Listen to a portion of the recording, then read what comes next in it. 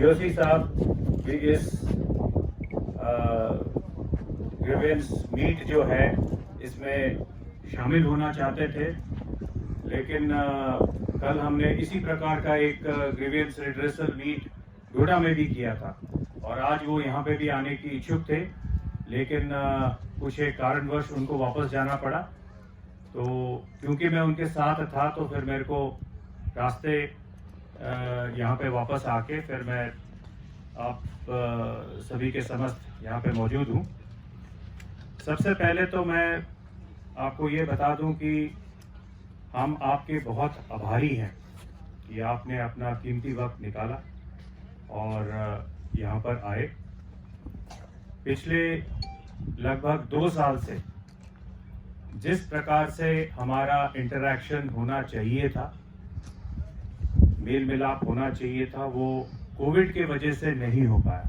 हालांकि बीच बीच में हम मिलते रहे हैं, लेकिन इस स्तर पर जैसे पहले कोविड से पहले होता था वो पिछले 2 साल से नहीं हो पाया। अब क्योंकि धीरे धीरे थोड़ा सा कोविड का महामारी कम हो गया है, तो इसलिए हमने ये ठीक समझा कि दोबारा से इस प्रकार का मीट करवाया जाए ताकि आपके जो भी प्रॉब्लम्स हैं आप वो हमारे सामने रख सकें और उसका निवारण किया जा सके। आप भी इस परिवार के हिस्सा हैं और जैसे कल जोशी साहब ने भी डोडा में बताया था, ये सिर्फ समय की बात है।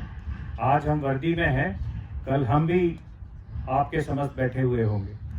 तो इसलिए अगर ये हम अपना परिवार मानते हैं तो ज़रूरी है कि जिसका जो प्रॉब्लम है जहाँ तक मुमकिन है रूल्स रेगुलेशंस के तहत उसका समय रहते हुए निवारण किया जाए ताकि किसी को कोई परेशानी नहीं हो।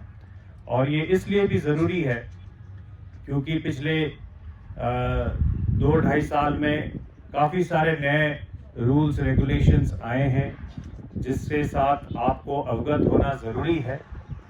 बहुत सारे चीज़ें आजकल ऑनलाइन हो गए हैं, लेकिन शायद सभी इंटरनेट या मोबाइल के ऊपर किस प्रकार से उसको इस्तेमाल करना है वो जानकारी शायद आपके पास नहीं होगा। तो वो भी इस मीट के माध्यम से आपको हम अवगत करवाएंगे और ये आपके लिए आसान भी रहेगा। बहुत सारे चीज़ें जैसे लाइफ सर्टिफिकेट है, आजकल वो डिजिटाइज्ड हो गया है। आपको जाके कहीं पे फिजिकली मौजूद होके देने की ज़रूरत नहीं है। आप घर बैठे बैठे एक बार रजिस्ट्रेशन अगर आप कर लेते हैं, आप घर बैठे बैठे उसका लाइफ सर्टिफिकेट जमा करवा सकते हैं। हमारे साथ आज डोडा के ज़िला सैनिक वेलफेयर ऑफिसर साहब मौजूद हैं, OIC ECHS मौजूद हैं। ये हम इसलिए यहाँ पर उनको अनुरोध किए हैं कि यहाँ पे वो आए ताकि जो भी आपके प्रॉब्लम्स हो यहीं पे आप उसको रजिस्टर करवाइए, लिखवाइए ताकि उसका हल निकाला जा सके। जो यहाँ पर मौजूद नहीं है, हम चाहेंगे कि वो भी किसी कारणवश अगर नहीं आ पाए हैं तो वो भी हमारे साथ जुड़े। तो इसलिए आगे आने वाले दिनों में COB लेवल पे जो नज़दीक COB है हमारा किश्तवाड़ डिस्ट्रिक्ट में, वहाँ पे आप आएँ और जो भी आपका प्रॉब्लम है वहीं पर आप लिखवाएं ताकि आपको बहुत ज़्यादा दूर ट्रैवल करके आने की ज़रूरत ना पड़े। आपके जो भी व्यक्तिगत किसी के पेंशन में प्रॉब्लम है, किसी को ECHS कार्ड में प्रॉब्लम है या और भी जो भी आपके शिकायत हैं वो आप यहाँ पे रजिस्टर करवाइए। मेडिकल कैंप भी है, उसका भी इस्तेमाल करिए। लेकिन उसके अलावा अगर सामूहिक या सार्वजनिक फ़ायदे के लिए अगर किसी का कोई पॉइंट है तो हम ज़रूर जानना चाहेंगे ताकि उसको हम अपनी तरफ से या सिविल एडमिनिस्ट्रेशन की तरफ से अगर कुछ कदम उठाने होंगे हम उसको करवा सकते हैं। अगर कोई इस प्रकार का प्रॉब्लम है, निजी प्रॉब्लम जो भी है वो आप अलग से यहाँ पे रजिस्टर करवा सकते हैं, या जब हम आप लोगों के साथ रूबरू होंगे तो उस समय भी आप बता सकते हैं। लेकिन अगर सबके फायदे के लिए, पूरे एक्स सर्विसमैन, वीर नारी, वीर माताओं के लिए अगर कोई फायदे के लिए यहाँ पर है तो वो आप बता सकते हैं। And can we have the microphone please sir? हाँ है सर? यस। हाँ हाँ जी बताइए सर। मेरा नाम है मुनफिरा, मैं एक मैं सोशल वेलफेयर काम करता हूँ सर। हाँ, माइक को थोड़ा सा मुंह के नजदीक रखिए। सर मैं सोशल वेलफेयर काम करता हूँ सर। हमारा एक 2-3 रिक्वेस्ट है मेरी सर। हाँ जी बताइए। एक तो है सर, हमारा ये सेट यहाँ होना चाहिए, क्योंकि हमारे यहाँ इस वक्त 700-800 नौकरी है यहाँ, तो हमारे को सर बड़ी प्रॉब्लम है। तो जैसे मेडिकल आया, हफ्ते की दवाई देंगे, उसके बाद फिर कुछ नहीं, दोबारा अगर जाएंगे तो कुछ नहीं होता सर। नंबर दो सर, यहाँ सिचुएशन कंटीन होना चाहिए। क्या क्या होना चाहिए? सिचुएशन कंटीन, क्योंकि उसमें सर लड़कियों के लिए कोई शादी के लिए सामान लेना होता है, यहाँ कुछ नहीं मिलता। कंटीन में आता है लेकिन सिचुएशन हेडक्वार्टर के बगैर नहीं आता सर। मास्क हटा दीजिए। तो हाँ, मास्क हटा के थोड़ा सा माइक को हाँ नजदीक सर, रखिए। तो ये सर मतलब मेरी रिक्वेस्ट है कि यहाँ सिचुएशन हेडक्वार्टर होना चाहिए सर, क्योंकि मतलब सामान उसमें हर चीज अवेलेबल होता है। बाकी कंटीनें तो हैं, लेकिन जो जरूरत है यहाँ के लोगों को, यहाँ के मतलब एक्समैनों को या लोगों को, वो नहीं ऐसा दस्तियाब यहाँ। नंबर 3 सर, मैं सोशल वेलफेयर काम करता हूँ। मैं आमतौर पर ये मेरे पास मतलब मैं डील कर रहा हूँ कि यूनिटें कभी शादी करके सर, जवान की लड़की, किसी की जवान लड़की होती है, उसको शादी करके एक फौजी बाद में उसको छोड़ जाता सर। ये बड़ी अफसोस की बात है कि फौज में सर ऐसा है, और 1954 की बोलते कि नहीं जी वो लागू है, नहीं तो उसकी शादी कर सकते हैं। फिर सर वो जवाब क्यों नहीं देता सीओ उन पर?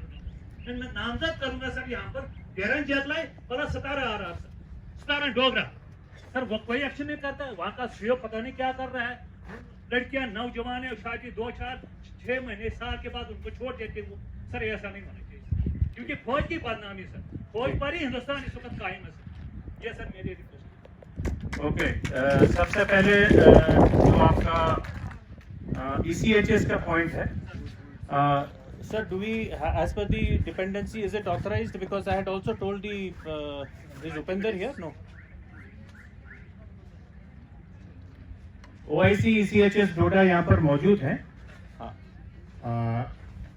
सबसे पहले जो पॉइंट दिया था मुंशी राम सर ने जो किया था, अभी ऐसा है कि जहाँ पे हमारे पास 749 कार्ड जहाँ पे हुए हैं अभी तक, जो बेनिफिशरीज हैं, ठीक है, संख्या ज़्यादा, स्ट्रेंथ ज़्यादा है, 1200 जो ज़्यादा है, उनके डिपेंडेंट यदि करेंगे तो काफ़ी ज़्यादा स्ट्रेंथ हो जाती है हमारे पास। जहाँ पे अगर स्ट्रेंथ को देखते हुए करें तो टाइप ई, इसके अलग अलग कैटेगरी होती है पॉलीक्लिनिक की। जैसे डोडा के अंदर टाइप ई है, क्योंकि वहाँ पे सारे किश्तवाड़ डिस्ट्रिक्ट प्लस डोडा डिस्ट्रिक्ट दोनों की स्ट्रेंथ को मिलाते हुए टाइप ई कैटेगरी का पॉलीक्लिनिक वहाँ पे बनाया गया है। जहाँ पे एक टाइप ई के लिए व्यवस्था हो सकती है, यदि कमांडर साहब ऑलरेडी उसमें शायद सोच विचार कर रहे हैं, तो मेरे घर में शायद टाइप ई की होगी, छोटा, जहाँ पे एक पॉलीक्लिनिक होगा जिसके अंदर एक एम्बुलेंस आपको मिल जाएगी, नर्सिंग स्टैंड होगा, एक डॉक्टर साहब होंगे, ठीक है, एक उसका ड्राइवर होगा। ये छोटा स्टैंड होगा, फुल स्टैंड नहीं मिलेगी आपको, इतना होने की व्यवस्था हो सकती है। यहाँ तक मेरा ये है, वो भी कभी यदि आप सभी लोग मिलकर काम करें और कमांडर साहब थोड़ा सा उसके ऊपर थोड़ा सोच विचार करेंगे तो जरूर होने की। धन्यवाद। तो इसको हम फॉलो अप कर लेंगे। दूसरा है स्टेशन हेडक्वार्टर। तो किश्तवाड़ में क्योंकि यहाँ पे सिर्फ राष्ट्रीय राइफल्स है, जो आप लोगों को पता होगा कि ये परमानेंट डिप्लॉयमेंट नहीं है। कल को अगर यहाँ पे स्थिति सामान्य हो गया तो शायद हम यहाँ से वापस भी जा सकते हैं।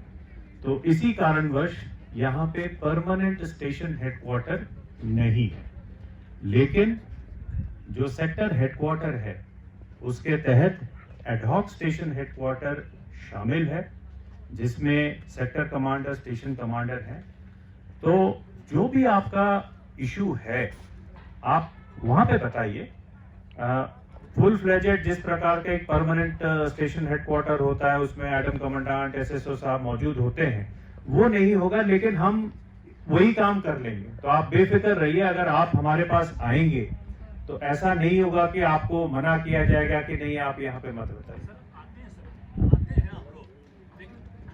बट ये स्टेशन हेडक्वार्टर यहाँ पे एस्टैब्लिश नहीं हो सकता, जो मैंने आपको कारण बताया। सर जब तक फौज है यहाँ पर तब तक तो ये चीजें अवेलेबल होनी चाहिए ना यहाँ के लोग। हाँ तो है ना, एडॉक स्टेशन हेडक्वार्टर है, परमानेंट नहीं है। सारी आइटमें नहीं मिलती सर।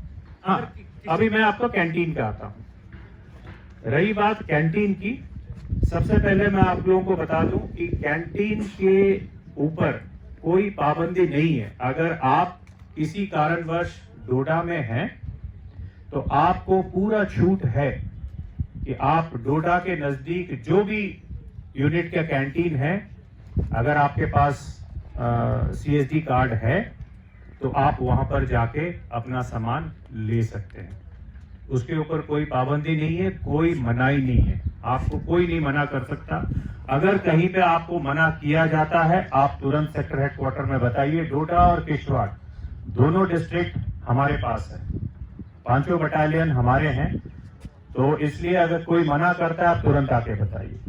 रही बात लिकर का, लिकर का ऐसा है कि आज के तारीख में जो रूल है वो फुटफॉल के हिसाब से, मान लीजिए अगर हमारे पास इस महीने सिर्फ 100 एक्स सर्विसमैन आते हैं लिकर लेने के लिए, तो अगले महीने हम सिर्फ 100 का ही डिमांड कर सकते हैं।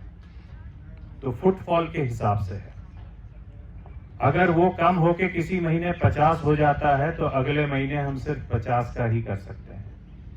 ये अभी आज के तारीख में जो रूल है ये इसी प्रकार से। तो इसलिए हमने सभी को मैसेज पास करवाया था। हो सकता है सभी को ना पता हो। आपको अगर लिकर लेना है तो कम से, अगर एक बॉटल भी आप लेते हैं, लेकिन कम से कम उस महीने आके आप स्वाइप जरूर करिए ताकि वो डिपेंडेंसी रह सके, नहीं तो फिर वो घट जाता है। सामान का जो भी आपका रिक्वायरमेंट है, हमने हर एक कैंटीन में एक सजेशन बुक खोला हुआ है। जो आपको चाहिए, आपको VIP सूटकेस चाहिए, आपको प्रेशर कुकर चाहिए, आपको गैस स्टोव चाहिए, आप उसमें लिखवा दीजिए। हो सकता है उस समय मौजूद ना हो, लेकिन हम कोशिश करेंगे कि अगले डिमांड में आके, और जहां तक मुमकिन होगा हम आप फोन करके आपको बता देंगे कि आपने ये डिमांड दिया था, ये आया हुआ है। ये क्योंकि आप लोग आते हैं दूर दराजे इलाके से, ताकि आप लोगों को आके वापस मायूस ना जाना पड़े, मैंने अभी कैंटीन ऑफिसर को बताया है कि महीने में जब कैंटीन आता है, कुछ एक दिन इनिशियल पीरियड में कुछ एक दिन सिर्फ हम एक्स सर्विसमैन, वीर नारी, वीर माताओं के लिए रखेंगे, ताकि उस दिन जब आप आते हैं आपको सामान लगभग सब कुछ मिल जाए। ठीक है। और तीसरा पॉइंट जो आपने बताया, देखिए ये बिल्कुल जायज पॉइंट है आपका, लेकिन इसमें कई बार ऐसा होता है, और ये मैं आपको तजुर्बे से बता रहा हूं, यहाँ पे भी मैंने ये चीज देखे हैं। जब इंडिविजुअल शादी करता है तो वो छुट्टी लेके जाता है, लेकिन जब वापस आता है वो बताता नहीं है कि मैंने शादी किया है, ना ही वो अपना जो शादी का कागजात है वो जमा करवाता है, जिसके चलते समय से पार्ट 2 ऑर्डर नहीं होता है। और ये इसका बहुत सारे इम्प्लीकेशंस हैं, क्योंकि इंडिविजुअल अगर पार्ट 2 नहीं करवाता है, और खुदा ना खास्ता, क्योंकि हम वर्दी में हैं, कब क्या चीज हमारे साथ होगा वो हमको पता नहीं। खुदा ना खास्ता उसको अगर ऑपरेशन में उसका जान चला जाता है, तो जो शादीशुदा जैसे एनओके हैं उनको कुछ नहीं मिलता है। कई बार हम बैक डेट पे जो है कागज लेके उसको करवाना पड़ता है। तो मैं ये आग्रह करूंगा कि जैसे ही इंडिविजुअल, आपके बच्चे अगर फौज में हैं, जैसे ही शादी होता है तुरंत पार्ट 2 ऑर्डर, और यहां तक मैं बताऊंगा आप उसको रजिस्टर्ड पोस्ट करवा के यूनिट में भेज दीजिए। आजकल सब कुछ ऑनलाइन है, पहले कागज जमा होता था, कागज पे टाइप होता था, आजकल सब कुछ कंप्यूटर पे होता है, तुरंत पार्ट 2 होगा। एक बार पार्ट 2 हो गया, उसके बाद अगर इंडिविजुअल दोबारा तिबारा शादी करता है तो कानूनन उसके ऊपर कार्रवाई हो सकता है। इनडिसिप्लिन और अनसोल्जरी कंडक्ट के लिए आर्मी एक्ट के तहत उसके ऊपर एक्शन लिया जा सकता है।